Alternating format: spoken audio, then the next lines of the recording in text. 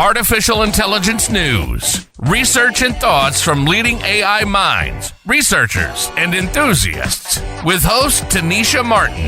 This is a show where we discuss artificial intelligence at the intersection of technology, cybersecurity, education, and society. We're going to let you finish, but Tennisha's got thoughts.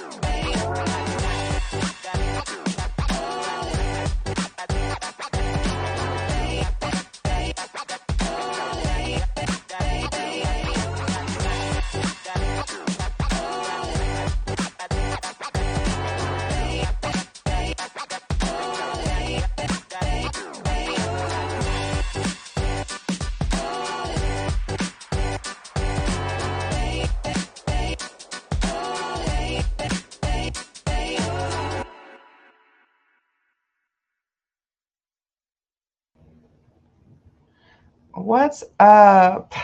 Welcome back to another episode of AI Thoughts Online. I am the host, Tennisha Martin, and I am super excited to have my guest here today, Jordyn.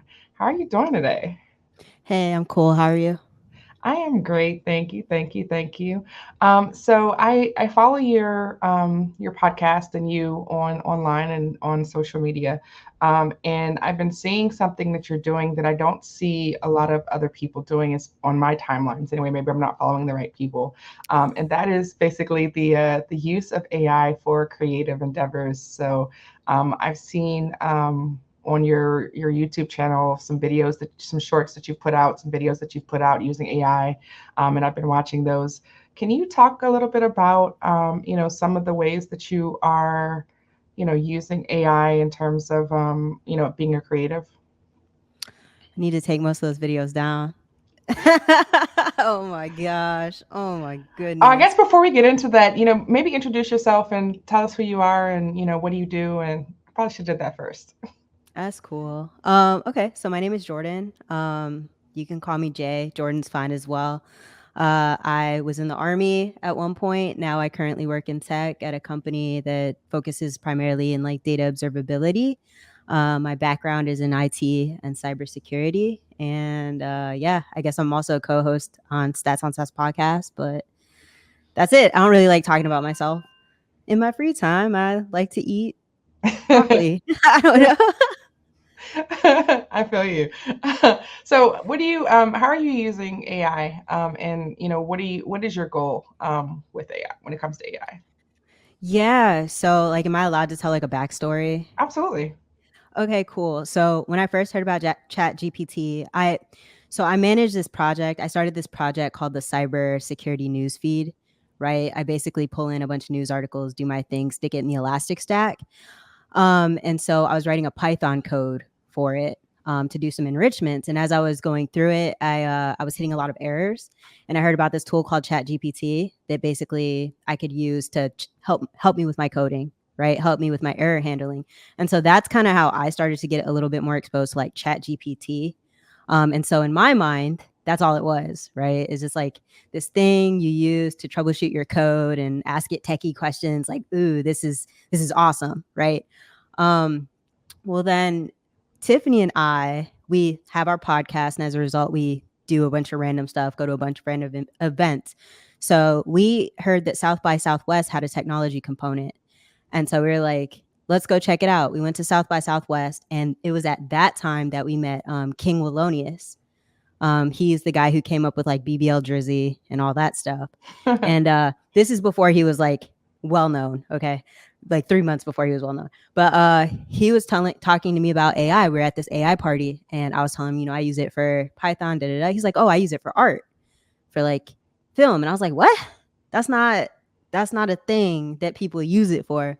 And so he was like, "Oh yeah." So he's like showing me all his cool like art and all his videos and stuff like that. And I was like, this is cool, right? So I ended up kind of like, that was my introduction to it. So from there I just started playing with like different AI tools for the art piece of it. But I started with like text to image, just for like podcast stuff. We have events and things like that. We needed to have flyers. So I'm like using text to image for prompting, things like that. And then the more I started to see his videos like online that he was posting, I was like, I want to do that. And so eventually like small projects led to big projects. You might have seen like I made stupid videos on YouTube. That was kind of like me testing out the waters, testing things out. But the deeper I got into playing with those tools, the more it kind of, I'm a creative innately. And so it became kind of therapeutic, which is what led to my short about kind of telling my story about bipolar disorder. So now I'm using it for Python, all that stuff. I'm using it for text to image, and now I'm using it to make videos, from just because, like I said, it's, for me at this point, it's pretty therapeutic. And now, as you can see, I'm slowly starting to integrate it into like our content for Stats on Stats. Hopefully I answered your question. You 100% did. So would you have considered yourself a creative before? Like, were you creating videos, before ChatGPT and before AI? So it's super funny. I've always been a really creative person in terms of writing, like stories, stuff like that. Could be because I'm a little neurospicy. So yeah, I've always been a creative in that way, but like learning about how these tools could actually bring like some of my ideas to life, I just like, I had to do it. Right. And I think that that's powerful, because I just like, when I'm making these videos and stuff, I'm thinking to myself, like, these videos don't suck, right? But I never would have been able to do this without these AI tools. So it's actually been kind of liberating at the same time, right? Because, as I think you're probably a little bit creative as well, just by your hair color and stuff. I would imagine you are, right? And so I don't know if you're creating something and you get to a point and you're like, mentally, I know this can go further, but my skills don't necessarily match my vision. So it almost feels like AI is like that thing that I needed to take it to where I actually saw it going. Yeah, I have always, I love purple. I've always wanted purple hair, but I've never considered myself a creative. When I was younger, we had an art class, and we basically were provided like a black and white picture of this little boy's face, and then you just basically got like this half, and then you had to basically draw in like with pencil. And it was the most vicious picture I've ever seen. Like, I was so proud of myself when I finished that, and that was the beginning and the end of like my creativity. Like, I am very much so a numbers person, but when it comes to like, I'm like, oh, why can't I put this green with this, purple, or, what I'm saying? Like, so I am, not creative. I would absolutely love to be, but it is just not my ministry. But can you talk about, your first project that you used with AI? What was that experience like? And, what was that learning curve? It's frustrating. Right? Because again, I think it's one of those situations where you see something and you're like, this could definitely help me with my vision, but you also want it to happen right away. Right? You're like, I see it, it's gonna happen. No, it was like, it took me, so my first project, first of all, I ended up taking an AI advertising and film course through Curious Refuge. Shout out to them. Definitely check that out. But I started to learn a little bit about like how to create shots and stuff with prompts. But it took a long time. It took weeks. And the process was essentially like, first you have to come up with like a storyline, right? Like, if it's not coherent, it doesn't make sense. When you put it all together, it's not going to flow, and it's just going to piss you off in the end. So you have to come up with that storyline. So I ended up using Chat GPT. I wrote my story, and then after I wrote my story, I said, hey, help me turn this into a script. Help me organize this a little bit better. And then from there, I prompted, like, help me come up with a shot list. Literally, like, based on my script, based on my story, help me come up with a shot list. Help me with this shot list. Help me come up with text to image prompts. Like, that in itself took days for me, right? Because it was a new experience. And then from there, through the class, actually, I learned about a lot of different tools. So I explored those tools for like a week before I even started to really try to put anything together to figure out what made sense for my use case. And so yeah, so I was playing with those tools, Leonardo, AI, Runway, Mid Journey, like all these different tools. And then finally I started doing it. But if anyone tries to do it, it's one of those things that you don't have very much control over it. No matter how good you become at prompting or anything, like you don't have a ton of control over it. And so I probably came up with like thousands of images before I got to a situation where I had like 10 shots for like a 45-second video. And that's just the image piece, right? You're not even talking about like taking those images and then turning them into actual videos. So yeah, the learning curve is tough because then you go into, and these are things that I think people don't think about, right? So with AI, you also have to think about character consistency. Do I want my character to be these one or two people and to be the same in every single shot, right? To look the same, but I want them to wear different clothes, different backgrounds. So that in itself is something else you had to learn. So it's it took a long time. It took like 2 weeks for my first video to get done and thousands of image and video generations. And I still know nothing. So You know nothing, Jon Snow. I know that I use, I think they use Copilot.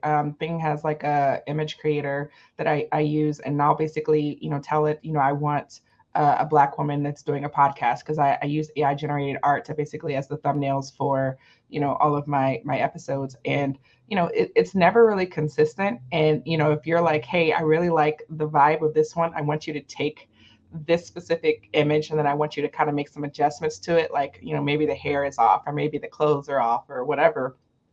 And I have not been able to master that, basically getting it to be consistent and do what I want, because I feel like I'll be like, hey, I want you to do this thing, and then it kind of like goes off of vibes. And its vibes are never like predictable or consistent. So like I can't even I think imagine like being able to one, get it to consistently show your same characters, because like I was looking at some of your videos and you have like the story of, is it a soldier where yeah. that is going through like one of the videos I watched was like they're going in through like a meeting of some sort, and it's just like telling the story, and just to get these various sequences, I'm imagining that there some animation to it as opposed to just like still pictures, right? Because it's cohesive, it looks professional. And when I saw them, I was just like, okay, ma'am, like just popping out of nowhere and just gonna pop out and show them. Gosh. I Oh think it's my absolutely gosh. amazing. So the tools that you're using, you mentioned some of them. Was it a matter of you, hopping on YouTube University and being like, hey, show me how to use these tools, or do the tools, do they show you like, hey, this is how you take, text to image to videos, or how deep was that learning curve? Because somebody just hop on YouTube University at this point and make it happen, or Yeah. So I'm gonna give you links because like I said, I took some courses provided by Curious Refuge, and honestly, that was a huge help in terms of introducing me to tools for specific uses, right? They have like a really good resource list of tools, and then they give you the description, and it's great. But yes, YouTube has a lot of stuff. Once you kind of know what to look for, it's great. Like I learned character consistency from this guy Tao Prompts through YouTube. So yeah, 100%. Just the documentation is good too. So like for these different tools, I use Midjourney. Like I said, I use Leonardo. The documentation that's provided for those is pretty concise, pretty clear, and they all come along with like really active Discord communities as well. So I mean, there's a lot of opportunities to learn. so when you're using these tools, do they integrate with your traditional video production process? Because like I know you had a set process for the way that you do your podcasts, and like your things are really well done. So have you been finding it easy to integrate those AI tools into your existing I guess processes and procedures? So for the podcast, that's so funny. Look, not everyone can be like you, Tennisha, and be like super independent podcaster. We don't actually do so. We don't do any of that. Like our Oh, producer, yeah, our producer fully we book our guests, we come up with our questions, and then he does everything else. We Okay. don't do any of that at all. But in terms of using AI integrated into our process, we do actually use it to help us sometimes come up with questions. Because we go back and we watch like people's previous appearances on podcasts, and what we don't like to do is repeat questions. Mm-hmm. And so if we find ourselves in that vein of like, okay, somebody's asked these 6 questions already, we'll kind of take those, throw them away, and then try to ramp up new questions for like creativity purposes. We'll use like Chat GPT or something. Mm-hmm. So we do use AI in that capacity. And then we also use it to repurpose our content. So after podcast episodes, what we're trying to do during this, while we're off, is go ahead and summarize the episodes, turn them into blog posts, which will then later get turned into a collective of digital magazine issues. Oh, that's So absolutely amazing. yeah, so we use an AI. We just not in terms of video production, not for our podcast. I don't, anyways. Gotcha. Um, yeah, so So, have you ran into any challenges or I guess limitations for with using AI for the ways that you're doing it now? limitations, sure. AI is not unlimited. Your mind might be unlimited. AI is not unlimited. And what I mean by that in the artist sense is like you only get so many generations with some of these tools, right? So, and again, it oftentimes is like you have to generate thousands of images. Well, what if you run out of your credits before you're like, and that's just the reality of Life. it, unless you've got big bank or whatever. And so that's been the biggest limitation. Aside from that, it sometimes I'll generate images and they don't look anything like what I'm envisioning. And so then I find myself having to, this is where you're like, you can't just rely on AI. There's a human piece of it too. I do a Mhm. lot of photoshopping. So Oh, like, okay. yeah, and that's a big piece. Like you'll generate an image like, oh, I don't want these words. I don't want this background. I want to change all of this, but I like what this character looks like. Mhm. Right. So you'll take it and you'll be like, whatever. And then you'll, do your thing in Photoshop. So I'd say those are the biggest limitations is like, it doesn't always necessarily initially hit like what you're aiming for. And then also just the limitation in terms of what you're allowed to generate with these different tools. So are there any special, I guess, techniques or effects that you use now because of that you're going to be integrating AI in the ways that you do? Mm, technique. Oh, yeah.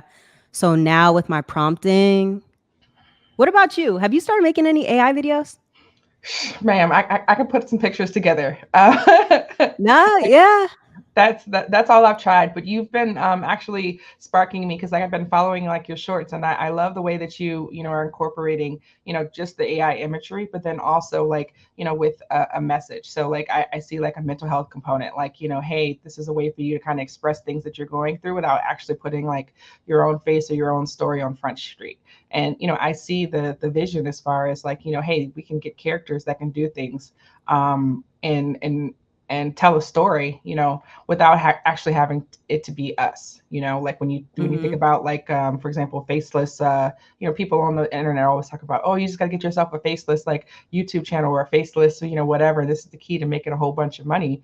But I think it's also a good way to put out like PSA style messaging, like about how topics that people may not necessarily be comfortable discussing.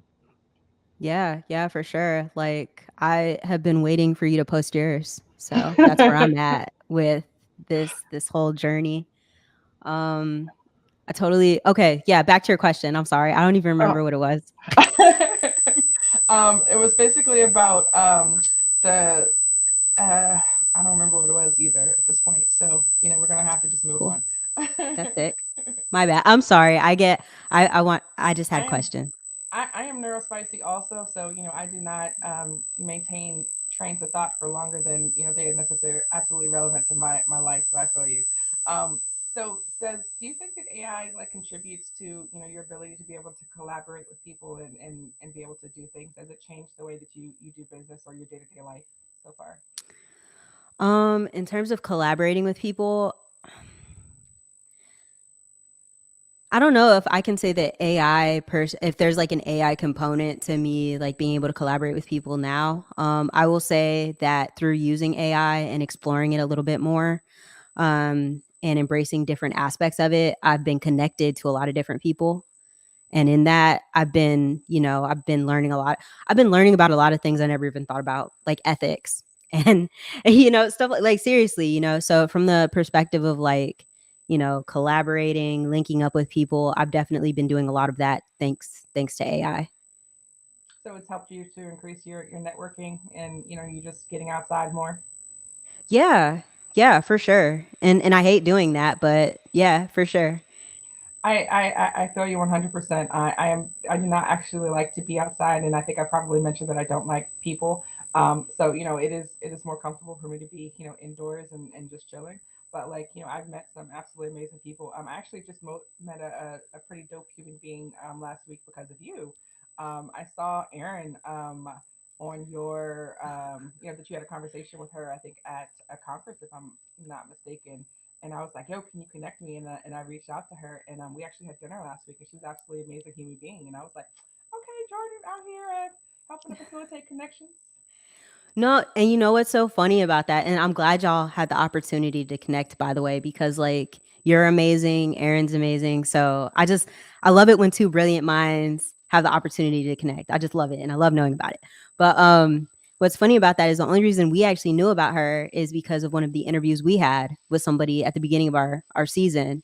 Candace had mentioned, hey, I heard about Chat Black GPT, Aaron Reddick, and we're like, who is this? We need to find out who this is. And we reached out to her. But yeah, like in general, it's crazy how these things happen, how these connections happen. So Absolutely. I actually told her, I was like, I did not want to read anything about Chat Black GPT because I wanted to hear the vision from her mouth to, to see what her creative process was, what inspired her to do it. And, it was absolutely amazing.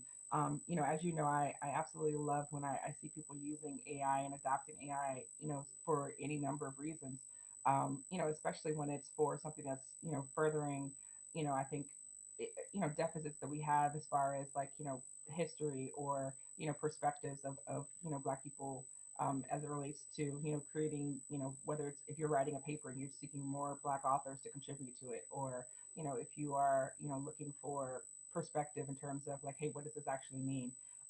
Because when young people are talking these days, I'll literally hit Google and be like, what does lit mean? So I absolutely love the vision and the perspective of it. Um, so what are some of your future plans for integrating AI into your experience? I see that you've been putting together the shorts, and what is that? Are you looking to put together like can we expect a full length feature film at some point, or what does that look like for you? that is so funny and really, really interesting. Um, actually, my goal is to continue to make shorts, like continue to improve. I know that I'm gonna just be honest, I'm terrible with color grading, right? And people who aren't like, super nerdy about this stuff, it looks fine, it looks great. I'm really like, I want to start to really hone in on the finer parts of like the filmmaking, right? Mm-hmm. Because it's one thing to make the AI videos, use the tools, put it all together, cool. But it's another thing to like really refine it and make it look like something professional that you'd watch. So my goal is to just keep making shorts and really hone in on like my After Effects skills, my Photoshop, my Premiere Pro skills. And then I do want to make a series. So that's the goal, is once I feel like I'm comfortable with like really fine tuning everything, go ahead and do a series. And So is that's the the series goal, but that's down the road. down the road? Is the series going to be along the same lines, following like the characters that you've introduced, or is it going to be something that's completely new, or what does that look like? Oh yeah, so it's actually it's completely going to be in line with the whole like, hey, this is really why I got kicked out of the army. And a lot of people don't know that, which I didn't know because I never really talk about it, never really think about it. But the people who knew me in the army, they just, they thought like, oh, okay, she ETS. But no, I like essentially got kicked out because I was diagnosed with bipolar disorder. And so I really do, leading up to that was super crazy. So I really want to come up with a series, just like going down that path, like a little bit of comedy, a little bit of drama, but just like a whole lot of realness, like a whole lot of transparency. Cause I think I I feel like you and I, or people in our industry, right? To me, we made it, right? We're here. We're here. We're in that six figure. We're swimming. We're chilling. We're living, right? We here. But I think it's important for people to know, like, we're still people. Like, yeah, we're here. We're also people. We're also struggling. So don't feel like you can't get here because you're in a minute or in a moment of struggle. Like, we're Mhm. all still people. So yeah, a series that kind of goes through that whole path. And I'm a human and I just want to humanize the experience. Yeah, it sounds like it's gonna, if it's not already, it's going to be therapeutic for you because you're processing the things that happen, but then also putting them into perspective and reality, and sharing that story. I think that it'll probably help people who are in similar positions, and I think that the most that folks can ask from us, now that we've made it, is hey, can you share your experience? Can you talk about maybe some of the mistakes you've made, maybe some of the ups and downs, because it's not all just collecting bags and cashing checks. There's a lot that takes to get to the point where you're 10, 20 years into a career as a black person, let alone in very technical fields like cybersecurity and technology. So I think that it has the potential to be very helpful, not just for you as a human being, but I think also for the people who have that shared experience. Yeah, it's I'm finding, cuz I'm still working on it and I'm still like writing scripts and stuff, and I'm finding that I myself personally get to periods where I'm like, this is kind of dark. Should I leave this out? You know what I mean? So there's also the dealing with that, right? Cuz you're like, this for me is a very personal story and I want to share it, but I'm also like in that whole like, are people going to be like, "Dang, that's mad dark." Like, da, da, da. So Yeah, it'll no, be it'll be a journey. when I was looking at them, I was like, oh, I'm noticing a common theme. I was like, but I don't know that I'd necessarily ever seen you be like, hey, I'm bipolar. But I figured that there was something behind the stories in terms of your lived experience. So I was like, we're going to get the story at some point because you're creative, and over time and with enough effort, I think that you're going to master all of these skills, and I can't wait to see all the things that come of that. But you mentioned as you were exploring AI some of the ethical concerns. Do you have concerns about some of the ethical implications, or have you seen I think things that make give you pause as you're using like the text to image capabilities for the creation of images and videos? So I have a couple of concerns in general when it comes to AI and ethics, and not just for the text to image stuff, but like I think, do you know, I'm a name drop, but Evil, she's very big on AI and ethics and things like that. And for instance, perfect example, um with our content now, we're trying to find new ways to repurpose it, right? Like our shorts and our podcast.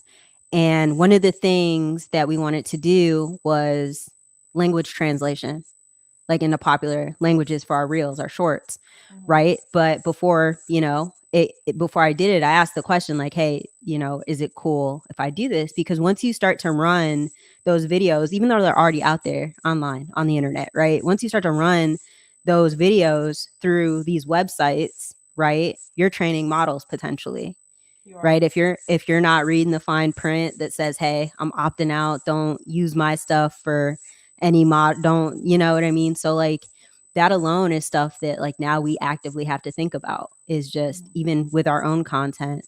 So when it comes to this text to image stuff, like if I want to do a character reference of myself, for instance, and I decide I want to use Mid Journey, I want to use my headshot, like okay, I stick my headshot into the ether, what happens to it? Right. And so it's just a matter of like being careful in that way. Cause if we decide we want to, generate AI art of all of our guests, are we now taking your headshots and sticking it up there and then, face swapping? Oh, it's cool. But now your face, is in that data set. And so, yeah, there's a lot of stuff that concerns me about it for sure. Um, but also at this point I've realized like my face is out there. So people are gonna do with it what they want to. But yeah, I've become a lot more conscious thanks to these like conversations we have, thanks to podcast episodes and stuff like that. And the more I'm learning. So yeah, it's mostly just a matter of like I feel like my face is gonna be used everywhere now. Yeah, that was one of the questions that I wanted to ask you is, how do you address issues of like originality and inauthenticity when you're using AI, because you're putting your thought process, your prompts, your, and we all know you put different things in, you're going to get different results. So you had to put something in there in order to get that out. How do you maintain, I guess, the ownership of your intellectual property, your ideas, your things, in a world where so many different models are training, like from some of the popular video editing tools, who say that, hey, they might use that for their own images or their own videos or whatever the case may be. As a creative, is that something that you are concerned about, or at this point it's just like, it is what it is? To me, it is what it is, right? Because there are options out there where essentially, if I wanted to, I could do my own thing locally, right? Train my own data model, go off that. There's nothing that keeps me online using those tools. But I don't care, right? Because at this point, I'm just like, once it's out there, and people are going to use it however they want to, regardless. Mm-hmm. So that's just my take on it. I'm not gonna. And then when it comes to the legal aspect of like, hey, I want to copyright this AI generated image or this video that I made, like it, it's all just kind of dicey, especially when I'm using tools like Midjourney Mm-hmm. versus like Adobe Firefly, right? Adobe Firefly is like, oh, these are yours, but Midjourney is like, we're definitely scraping the entire internet to get you these images. So, how do you copyright something that is, what I mean? Like it already came from somewhere else. Yeah, absolutely. And I guess my concern is like, it's not necessarily my concern, but I think for the artists and the creatives out there, who have taken the time to, for example, put together paintings or put together pieces of work, and then to see that basically emulated, somewhere. Maybe your face becomes, when someone puts in like, hey, black podcast host, your face, comes up and people see it, they'll be like, hey, that's definitely Jordyn. But it's just this AI created character, and how would that make you feel, just knowing that your works and your face, for example, are being used and possibly profited on, and it's not benefiting you. So, because I know you're getting a PhD, here's my question for you, right? Am I allowed to copyright my face? um I don't know that you can copyright your likeness. I believe. I think that Okay. you can, because if you think about, like, some of the popular artists out there, like when people pop up with like, I'm going to sell merch outside at the concert that they didn't necessarily authorize, then they can, go after that because their likeness has been, they have ownership over their likeness. So I think it's possible. But I've also seen that within the AI space that they say that AI generated works of art cannot be copyrighted, cannot, what I'm saying? So you can probably sell some prints based off of a piece that you create in AI, but you can't claim ownership, and you probably wouldn't be able to go off and say, hey, company in some foreign country that's copying it, you stole my stuff, because do you have ownership of it? Is it yours? Even though you put in things to make it, I guess. Yeah, when we were at Black Tech Week, there was one of the speakers was saying that she has intellectual property, or her avatar, she owns her avatar basically, Mm-hmm. right? So essentially her avatar is copyrighted, and I'm like, how is that like, that's what I was asking you. I was like, is that a thing that people can do? Is you can copyright like your avatar? I mean, you can if you created it. Like if you used AI to create it. Like if you put it into Copilot or Dolly, or if you put it in one of those and they created it, then you probably cannot copyright it.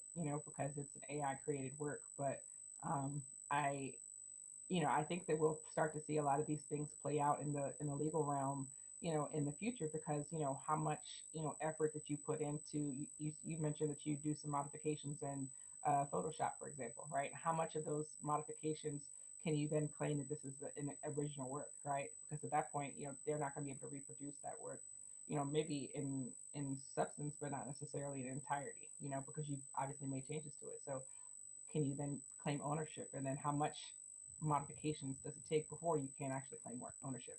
And I think that we won't actually see what those guardrails are, where those lines are that surround the area, until we start to see some of these things play out, on in courts, and it'll probably take, maybe one of the people who own their image and they see it, put out in some way, and then they'll be like, hey, that's not okay, and then they'll have to sue, and then it'll get played out in court by people who have got a lot of money. Well, I do not have a lot of money, so no one has to worry about me doing anything other than having fun. Absolutely, I feel you. So, what about in cybersecurity? You have been in cybersecurity for a very long time. I was looking at your like your certifications and your experience and your the focus of within your career, as I see it on LinkedIn, has been cybersecurity. Are you using AI for like your educational pursuits or for your learning, for example? So, not really, honestly, not really. I'm old school in that way. In terms of anything I learn, like for instance, right now I'm on the Docker Kubernetes. I need to get my mind right because I'm like still very very surface level. But I'm very old school. Like, just give me a book. Give me my Pages in it, right?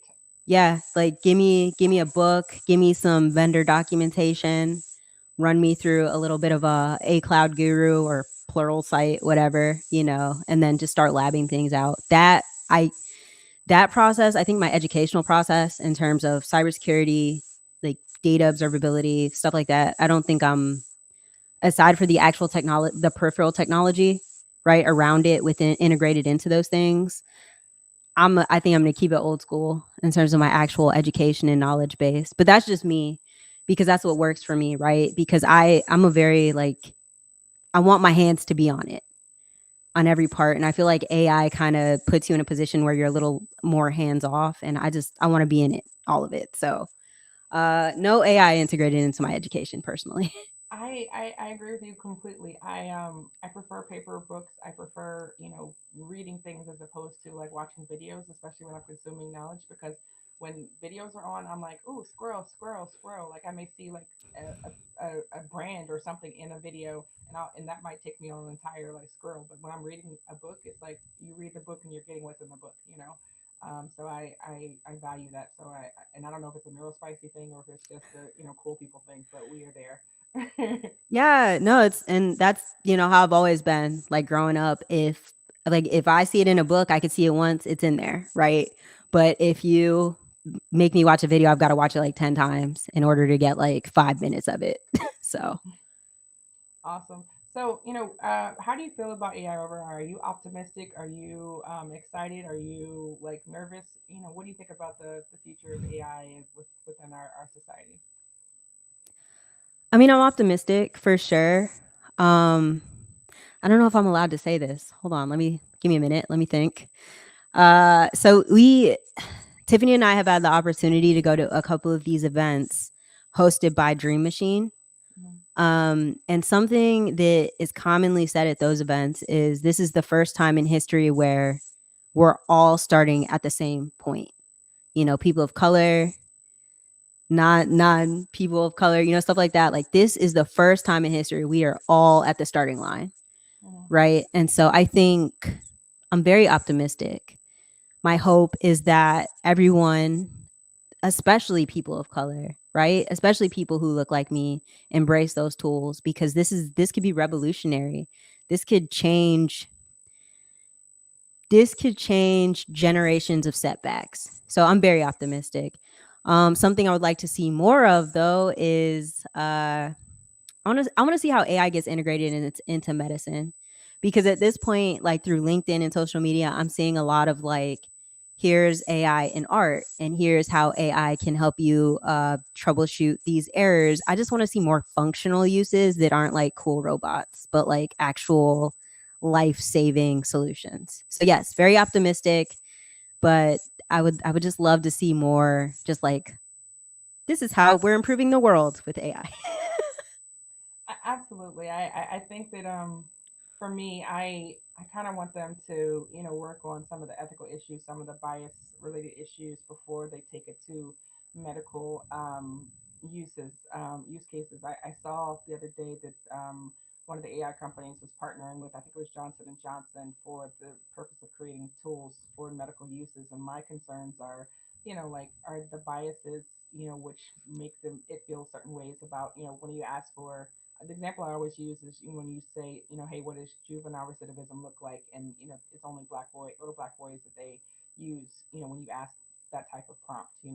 And I don't want that to be, basically propagated into, healthcare or life and death decisions where a decision is made like because this is a person of color that, care will be altered or changed or, whatever the case may be based on, I don't want it to be doing like, what is their life expectancy? What is their future, employability or, what I'm saying? I don't want it to be considering, things of that nature when it's making a decision to try to, for example, save somebody or not, you know.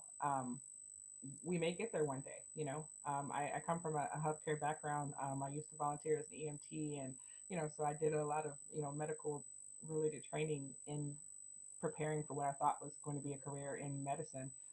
And it's just like when I think about those things, and then also, like my mother was on a transplant list for a very long time, and they have certain factors that are adjusted by race, for example.